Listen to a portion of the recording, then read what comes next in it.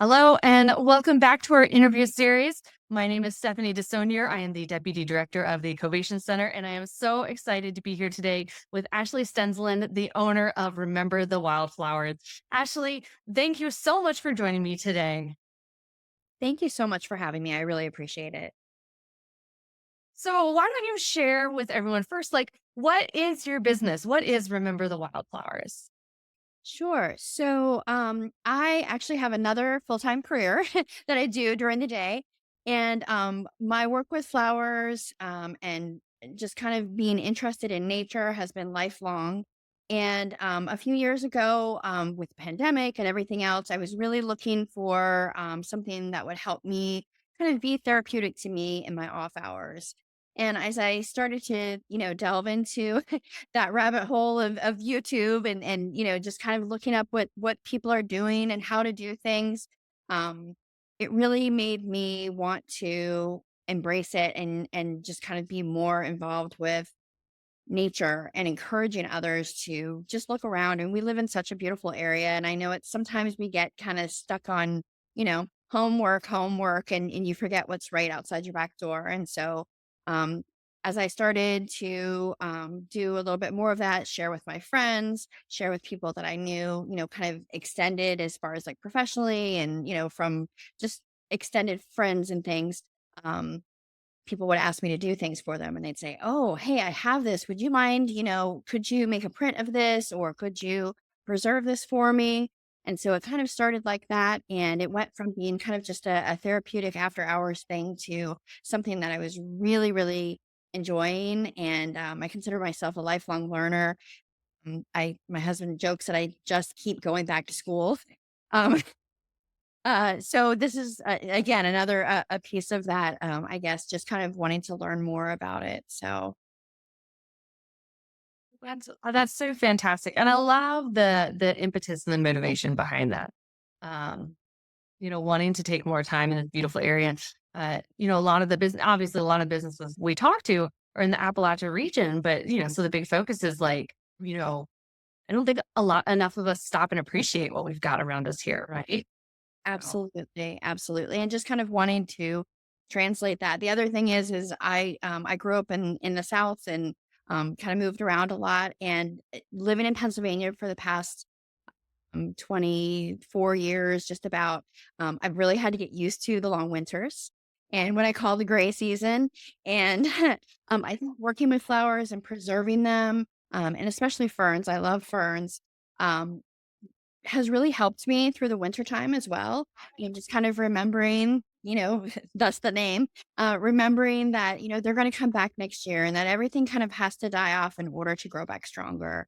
And so just being able to look at things when are in the middle of January and it's 0 degrees, it's super helpful. And so I hope it's helpful to others as well.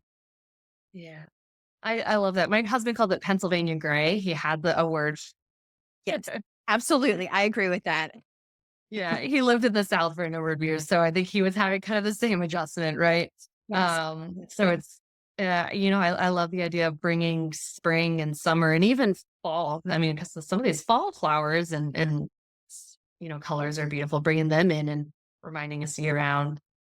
So what would you say is kind of like your most popular offering or product or whatever right now then? So I started out with preserving flowers and pressing them and putting them between glass. I have a lot of frames that are floating frames that can be hung, and those seem to be really popular. I've done a lot of the smaller ones that are more like ornament sized. Those are super popular. Um, and then I've also kind of started delving into bridal preservation. So that's kind of a whole other world. Lots of people really wanting to preserve their bouquets in some way. And so I've got three in the presses right now that I are, need to get done before Christmas. Um, but that's been really fun too, starting to work with people and, myself having been married 34 years, I guess. Um, it's really cool to meet with young brides and grooms and, just kind of hearing their stories and it's very special when, when you're handling their flowers and thinking, they're going to look at these flowers for a long time. Even when they fade, they're still going to be beautiful. And that's been really cool for me as well. The other side of my business has been doing cyanotype prints. And I don't know if you're familiar with them, or you're shaking your head, I yes. am, but why don't you share for anyone who watches the video? Sure, sure. So I learned about cyanotype just through someone I think I was following on Instagram or something like that. I saw it and I thought, oh, that's amazing. And I had been thinking about it for about 5 years. I was thinking, I want to learn how to do that.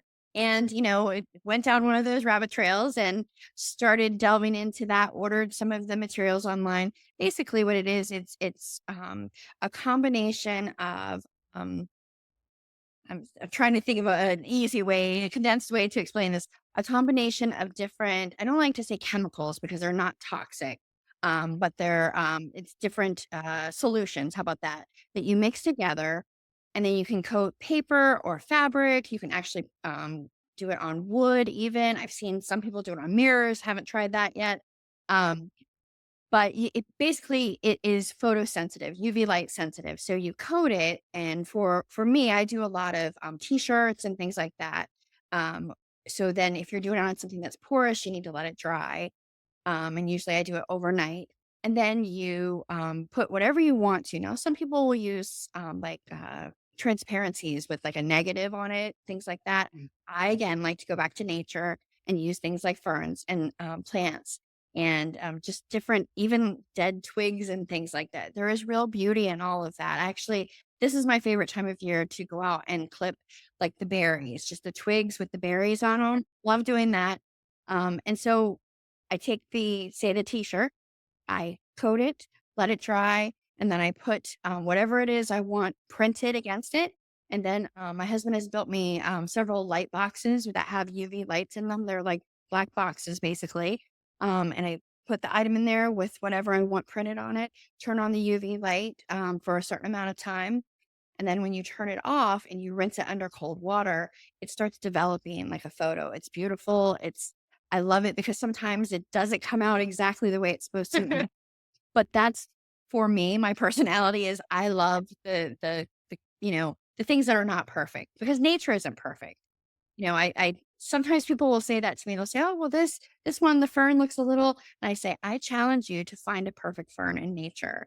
They, you know what I mean? They're all kind of Yeah. little quirky and all that. So I love Wonky. that. Yep.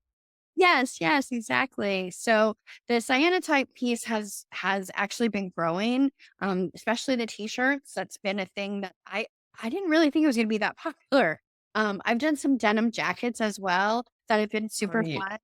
fun. That's I did a couple of those, and both of my daughter-in-laws have have those and have modeled those for me, and it's been fun, kind of going from preserving to then printing. So it's two different ways to um, keep the flowers or the nature alive, I guess. Yeah. Oh, that is so neat. And I don't just, because I saw some of the prints and the flower preserving that you do on your Facebook page. I did not see you doing the cyanotype yet. So I will have to go look for that now because that is very neat. And a really cool technique to use. So Mhm. awesome. So, you kind of started to get into this flower preserving, or at least, the awareness of what's around us in COVID. So you've been on this journey for a couple of years now. So if you were able to go back to yourself right before COVID or right before you started diving down this rabbit trail, what is one piece of advice you would give yourself before starting on this journey? Oh man, I have thought about this questions. Thank you for sending them out ahead of time so I'd have a chance to go. I think just slowing down. I mean, social media can definitely make you feel like you've got to keep up with everyone else and oh, this person is doing 15 different products. I need to do 15 different products. Just really kind of keeping a perspective on that and I feel like that I'm quick to delve into other things. I've done a little resin. I haven't done a ton of it only because it's a whole other beast. Yeah. Um, but things like that, and just not, I think slowing down and just enjoying the process and not getting too far away from that. My older son who lives in Pittsburgh, he and his wife both are artists, and that's the one thing that he told me in the beginning, and I didn't listen to him, but he said, "Don't let the balance get out of whack to where you're not enjoying what you do anymore. That's always the tricky part. And I don't consider myself an artist. I'm more of a creator, I think. And I hope just to inspire other people to go out and, you know, start looking around, pull things off the tree that as long as it's your tree, that, that looks really cool and interesting to you and just really enjoy what's right in your backyard. Fantastic. Well, thank you so much, Ashley, for sharing. Like I said, I love what you do. I love that the whole premise behind, I mean, really the whole premise behind your business is taking the time to recognize and appreciate what we've got. And so I think that fits in so well with your advice too. Like take the time to enjoy what you're building and working on, it's not rush from home to work and work to home. And it's not rush to start a business and put all these things out there and, you know, die with a business, but having had no enjoyment. Uh, Absolutely. And I think, not to veer too far off of this, but my day job is in healthcare and I work with end of life. And so I think that has given me a perspective that really helps me kind of see things through a different lens as well. And so I just hope that, I hope that people just we all enjoy the time that we're here and, make a difference. well, thank you again, Ashley. And so for anyone who wants to learn more about Remember the Wildflowers or any of what you're doing, where can they find you and learn more about what you have to offer? So I'm on Facebook and Instagram under Remember the Wildflowers. And then my webpage is www.rememberthewildflowers.com. And there's ways to messenger me and things like that on social media if you don't want to go on the website. Um, just check it out. See if you see something you like. And if you want it in a different size or you say, well, I wish I could have it in this color, ask me. Maybe you can. Great. That's so great. So definitely go check Ashley out.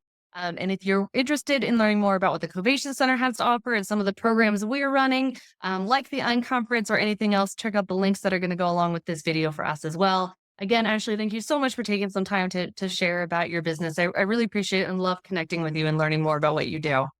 Thank you so much. I really appreciate it.